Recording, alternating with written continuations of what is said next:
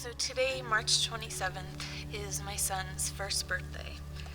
But the celebration is going to be a little bit overshadowed because we will be celebrating it without him. As many of you know, our second son, Jaron Isaiah, ran into the loving arms of Jesus just 2 days after he was born due to complications of a rare genetic syndrome. We knew he was sick from the time I was 7 weeks pregnant, but despite every test and procedure you can imagine, not a single doctor, geneticist, or specialist could answer any questions. We sat in countless doctors' offices and hospitals so frustrated because no one could tell us what was going to happen with our son.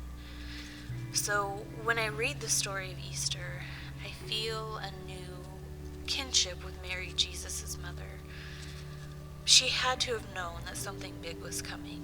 She was a devout Jew. She knew all of the Old Testament prophecies about the Messiah. She had to have heard Jesus speak about his impending death, if not from him directly, then from those around him. Can you imagine knowing that your son is going to die and having to trust that that was God's plan for his life all along? I can imagine that.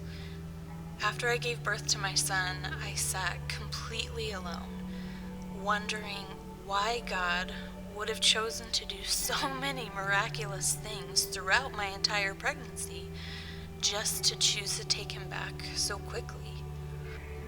I got 2 days with my son. Mary got 33 years, but the pain is the same.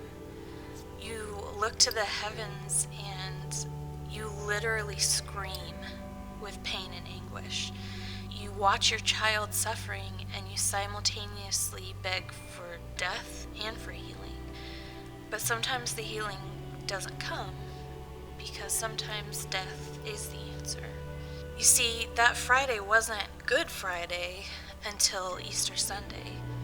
The people who loved Jesus had to live those 3 days in between, believing that their prayers had gone unanswered, that death had stolen their hope, that the one they had lovingly followed for the last several years was decaying in a tomb. And because I believe that Jesus is sovereign, I think he knew exactly what was going to happen. He knew the tears, the questions, the total anguish that his friends and family would have to suffer at the hands of his Father's master plan, but he still chose to obey and to give his life. Maybe you're living right now in the Good Friday part of your life. Maybe you are looking up to the heavens thinking, this can't be how it ends. This can't possibly be God's plan for my life. Why is God, in all of his sovereign wisdom, choosing this for me? As someone who has lived the past year and a half in my own Good Friday, I want to encourage you. Every single tear that was shed on that Friday was remembered, counted, collected, and responded to.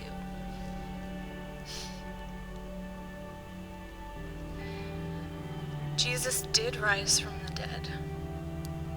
I couldn't get out of bed every morning if I didn't believe that the Easter Sunday of my life and of your life is coming. That it has come, even if we can't see or understand it yet. God's promises are true, whether we see them being fulfilled right now or not. This dark night of our souls will not last forever. Good Friday will turn to Easter Sunday because death has been defeated. And I think that that's the lesson that I've learned from my son's short life. And I think that that's what Jesus wants us to hear today.